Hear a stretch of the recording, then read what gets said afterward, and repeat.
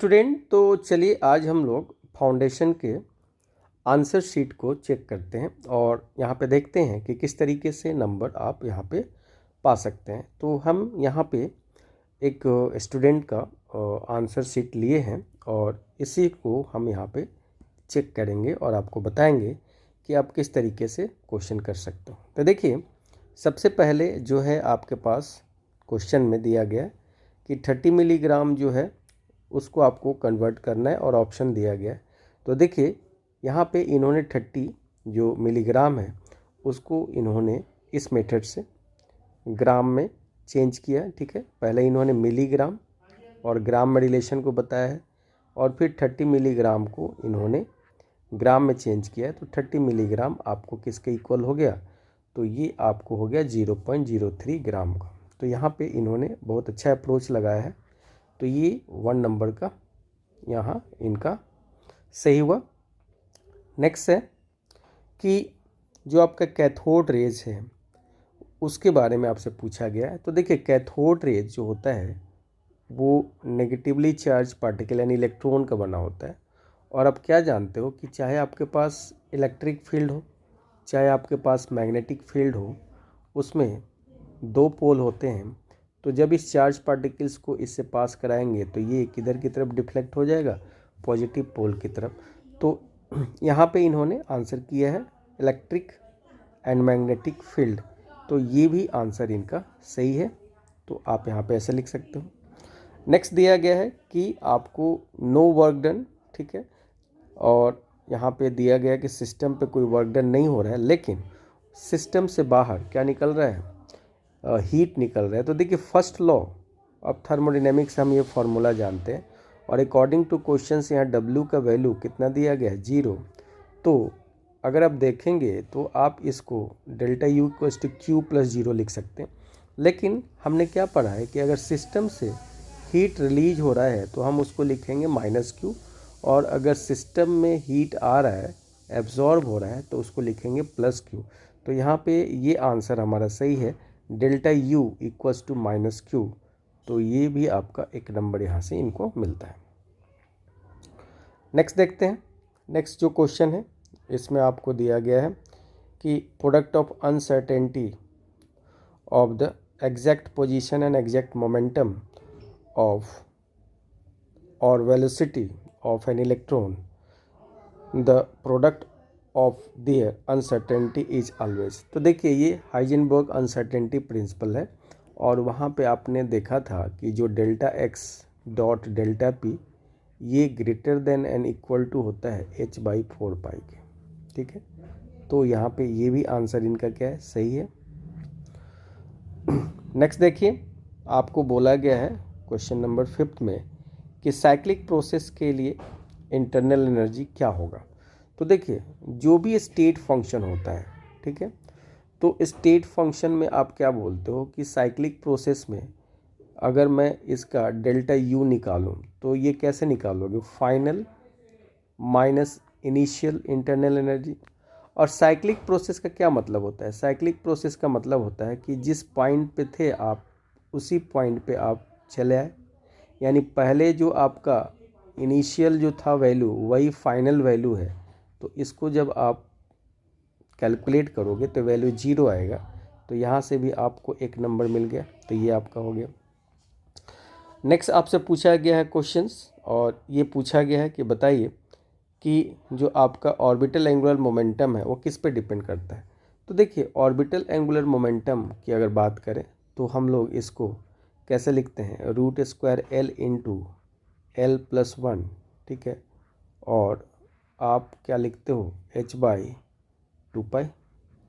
तो यहाँ पे ये किस पे डिपेंड कर रहा है? एजीमुथल क्वांटम नंबर पे। तो ये भी आपका सही है। नेक्स्ट क्वेश्चन है डाइक्रोमेट आयन के बारे में आपसे पूछा गया कि आपके पास डाइक्रोमेट आयन है Cr2O7 -2 और ये किस में जा रहा है? Cr+3 में जा रहा है। ठीक है जी। तो यहाँ पे देखिए, तो यहाँ पे आप क्या देख रहे हैं कि ये +6 से किस में जा रहा है? +3 में जा रहा है। तो देखिए यहाँ डाइक्रोमेट आयन क्या हो रहा है, रिड्यूस हो रहा है, ठीक है। यानी यहाँ पे आप लिख सकते हो कि क्रोमियम आयन क्या हो रहा है, यहाँ पे रिड्यूस हो रहा है। तो ये आंसर आपका इनका सही है और ये आपका 1 हो गया। अब देखिए ये सीनियरिटी टेबल पे है, सबसे पहले ज़्यादा स्ट्रॉन्ग मतलब पहला सीनियर ग्रुप है एस्टर, फिर एसाइल हैलाइड, फिर अमाइड, फिर साइनाइड, फिर अल्डिहाइड, फिर कीटोन एंड फिर अल्कोहल। तो ये भी आंसर इनका सही है। नेक्स्ट अगर आप बात करें तो नेक्स्ट में आप क्या देख रहे हैं कि आपके पास एक कौन से आपको एक क्वेश्चन पूछा गया जिसमें 3 ऑक्टाइन बनाना है। तो ये 2 हो गया, 3 4 5 6 7 8 है ना, 1 2 और 3, यहाँ पे आपको ये पूछा जा रहा है। तो ये कैसे बनेगा, तो देखिए जब आप इसका रिएक्शंस किसके साथ कराते हैं, सोडा अमाइड के साथ, NaNH2 के साथ, ठीक है। तो आपके पास इस तरीके का केस बनता है CH3 CH2 C triple bond CH, और इसका रिएक्शन आप किससे करा देते हैं, अल्काइल ब्रोमाइड से। तो यहाँ पे आपको ये वैल्यू लिखिए CH2 CH2 CH3, तो ये वाला बन जाएगा, यहाँ से ये बाहर निकलेगा, ठीक है। ये देखिए यहाँ पे ये आप ऐसे लिख सकते हो,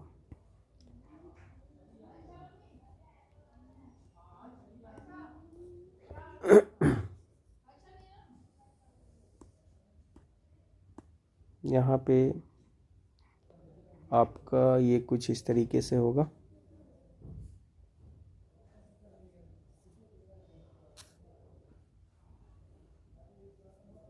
यहाँ पे अगर आप देखें तो ये थोड़ा ऐसा होगा, यहाँ पे ये वैल्यू होगा C नेगेटिव, और ये C नेगेटिव आके यहाँ पे अटैक करेगा और इस तरीके से ये बनेगा। तो ये भी इनका करेक्ट है। अब देखिए एक है रेडियस के बेसिस पे, तो रेडियस के बेसिस पे आपको यहाँ पे दिखाना है। तो ये वाला भी सही है, नेगेटिव है, इस पे 0 चार्ज है और ये पॉजिटिव है, तो ये भी इनका सही है। यानी इन्होंने पूरे के पूरे जो ऑब्जेक्टिव क्वेश्चन है उसने पूरे ऑब्जेक्टिव क्वेश्चन सही किए। यानी इन टोटल ऑब्जेक्टिव क्वेश्चंस में अगर आप बात करें तो 10 मार्क्स इनको यहाँ से मिल रहा है। तो ये बहुत अच्छा इन्होंने यहाँ पे लिखा है। चलिए हम लोग अब सेक्शन बी की बात करने जा रहे हैं, ठीक है।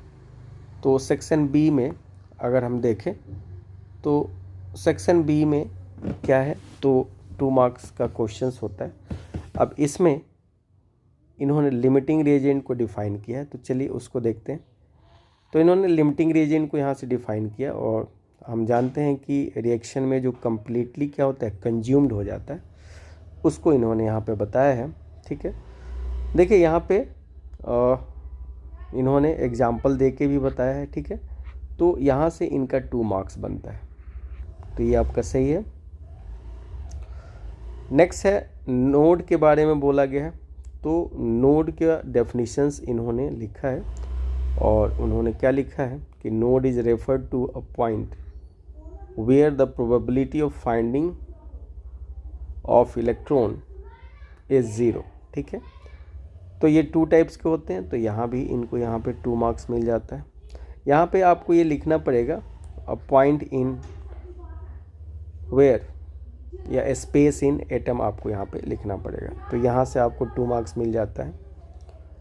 और इन्होंने एंगुलर को और रेडियल को भी यहाँ पे इन्होंने डिफाइन किया है। नेक्स्ट देखिए इलेक्ट्रॉन गेन इंथैल्पी की इन्होंने बात की है। इलेक्ट्रॉन गेन इंथैल्पी को डिफाइन किया है कि change in enthalpy when an electron added in isolated gases atom is known as electron gain enthalpy. ये बहुत अच्छा डेफिनेशंस है यहाँ पे, और इन्होंने यहाँ पे एग्जांपल देके इसको यहाँ पे लिखा है, ठीक है।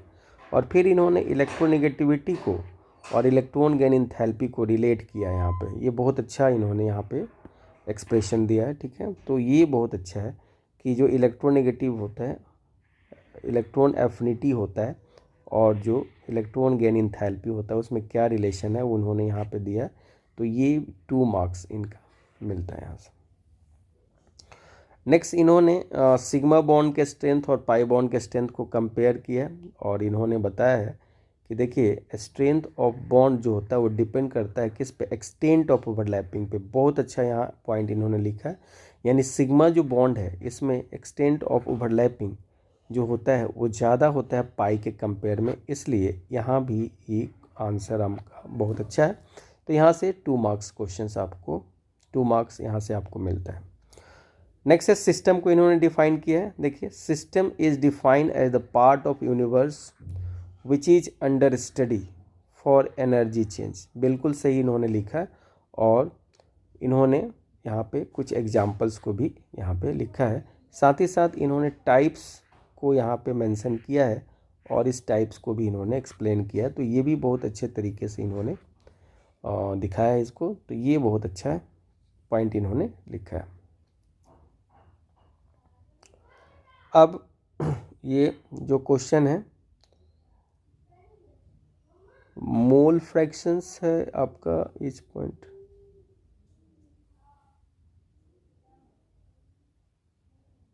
ठीक है। इन्होंने यहाँ पे रिएक्शन कोसेंट को बताया है और रिएक्शन कोसेंट को इन्होंने डिफाइन किया है और साथ ही साथ उसके रिलेशन को बताया है। तो ये भी आपका 2 मार्क्स यहाँ से इनको मिलता है। ओस्टवाल्ड डाइल्यूशन लॉ के बारे में इन्होंने बताया और देखिए ओस्टवाल्ड डाइल्यूशन लॉ में हम लोग कुछ रिलेशन कैलकुलेट करते हैं डिग्री ऑफ डिसोसिएशन और के बीच में, तो वो इन्होंने यहाँ पे अच्छे से मेंशन किया है। तो यहाँ से 2 मार्क्स इनको मिलता है। तो ये पॉइंट यहाँ पे है। नेक्स्ट है स्ट्रक्चर्स के बारे में पूछा गया है, तो ये भी आपका सही है और ये भी आपका सही है। तो 2 मार्क्स आपको यहाँ से मिलता है। नेक्स्ट है हाइड्रोकार्बन और डेरिवेटिव ऑफ हाइड्रोकार्बन को। तो देखिए यहाँ पे आपको ऐसे नहीं लिखना है। हाइड्रोकार्बन अगर लिखना है तो पहले हाइड्रोकार्बन का डेफिनेशंस लिखिए और फिर इस हाइड्रोकार्बन के डेफिनेशंस लिखने के बाद इसका आपको एग्जाम्पल लिखना होगा और फिर दूसरा हेडिंग दे के तब डेरिवेटिव्स ऑफ हाइड्रोकार्बन को आपको डिफाइन करना होगा और फिर उसका एग्जाम्पल लिखना पड़ेगा, ठीक है।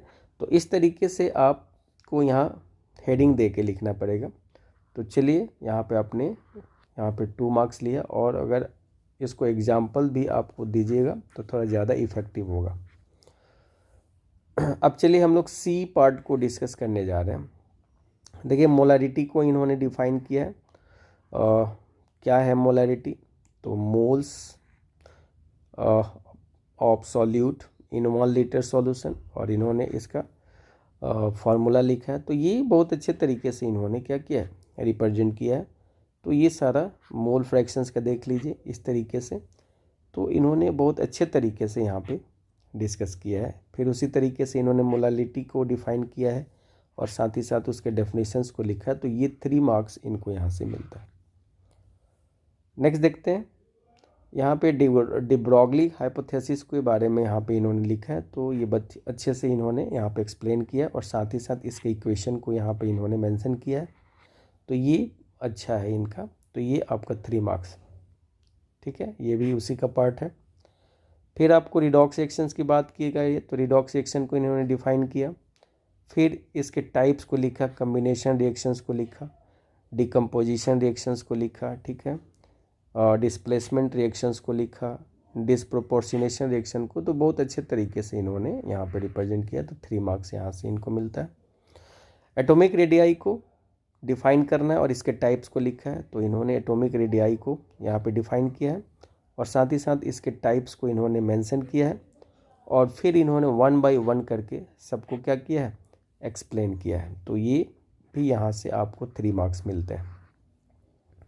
फजान्स रूल, यहाँ पे ये बताया गया है कि covalent character in ionic compound के बारे में डिस्कस करता है ये फजान्स रूल, और उसमें केटायन स्मॉल होने चाहिए, एनायन लार्ज होने चाहिए। तो ये पॉइंट इन्होंने यहाँ पे मेंशन किया और ये बहुत अच्छे तरीके से इन्होंने यहाँ पे लिखा है। तो ये 3 मार्क्स इनको यहाँ से मिलता है, ठीक है। ये सारे पॉइंट्स जो है ये फजान्स रूल से रिलेटेड है। अब देखिए यहाँ पे केमिकल इक्विलिब्रियम को आपको डिफाइन करना है।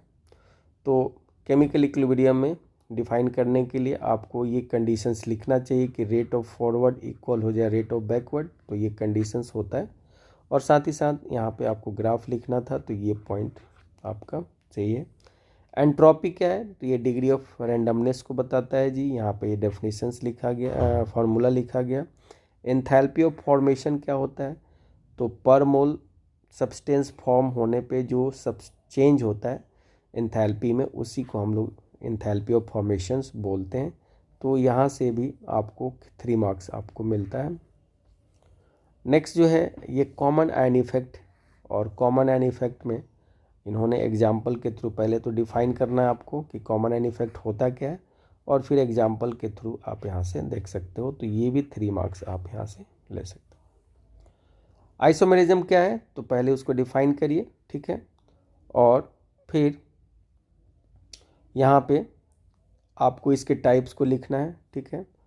तो और उसमें भी मेटामेरिज्म को आपको एक्सप्लेन करना है, तो यहाँ पे मेटामेरिज्म को एक्सप्लेन किया गया, तो यहाँ से भी आपको 3 मार्क्स मिलता है, ठीक है। तो ये ध्यान में रखना है। अब हम लोग लॉन्ग क्वेश्चंस पे आते हैं, ठीक है। लॉन्ग क्वेश्चन में सबसे पहले बफर्स को आपको बताना है, तो सबसे पहले बफर को हम डिफाइन करेंगे, ठीक है। बफर को डिफाइन करने के बाद हम लोग आ जाएंगे इसके कैरेक्टर पे, ठीक है। फिर हम टाइप्स की बात करेंगे, और फिर एक 1 बाय 1 करके सभी को एक्सप्लेन करेंगे विथ एग्जाम्पल। तो यहाँ भी इन्होंने अच्छे तरीके से एक्सप्लेन किया है, तो ये 5 मार्क्स यहाँ से आपको मिल जाता है। नेक्स्ट है आपका क्वांटम नंबर के बारे में डिस्कस किया गया, तो पहले आप इसको डिफाइन कर लीजिए, ठीक है। फिर 1 बाय 1 करके इसके टाइप्स को क्या करिए, एक्सप्लेन कर लीजिए। तो इन्होंने 1 बाय 1 करके टाइप्स को क्या किया है, एक्सप्लेन किया। तो यहाँ भी इनको इसमें कितना मार्क्स मिल गया, 5 मार्क्स आपको यहाँ से मिल जाता है। नेक्स्ट है ये स्पिन क्वांटम नंबर को इन्होंने यहाँ पे लिखा है। नेक्स्ट है देखिए फ्रीडिल-क्राफ्ट रिएक्शंस के बारे में आपको बताया गया। तो फ्रीडिल-क्राफ्ट रिएक्शंस में को डिफाइन करना है, और साथ ही साथ एल्काइलेशन और एसाइलेशन को आपको बताना है। कोल्बे इलेक्ट्रोलिसिस में इन्होंने यहाँ पे इसको डिफाइन किया है। साथ ही साथ एनोड कैथोड पे कौन सा प्रोसेस हो रहा है, उस सारी चीज़ों को यहाँ पे दिखाया गया है। तो इस तरीके से आप यहाँ पे लिख सकते हो, तो 5 मार्क्स यहाँ पे आपको मिलते हैं। तो इस तरीके से इन्होंने पूरा अगर देखा जाए तो इसमें कहीं भी एक भी क्वेश्चन इन्होंने यहाँ पे नहीं छोड़ा, और इतने अच्छे तरीके से इन्होंने क्या किया, रिप्रेजेंट किया। यानी इनका जो मार्क्स है 70 आउट ऑफ 70 है यहाँ पे, ठीक है। तो इस तरीके से अगर आप लोग लिखते हैं तो आपका मार्क्स बहुत बेटर होगा। तो इस तरीके से आप ध्यान दीजिए, और इस तरीके से आप अच्छे साफ सुथरे हैंडराइटिंग में क्वेश्चंस को समझ के लिखिए। Okay, thank you.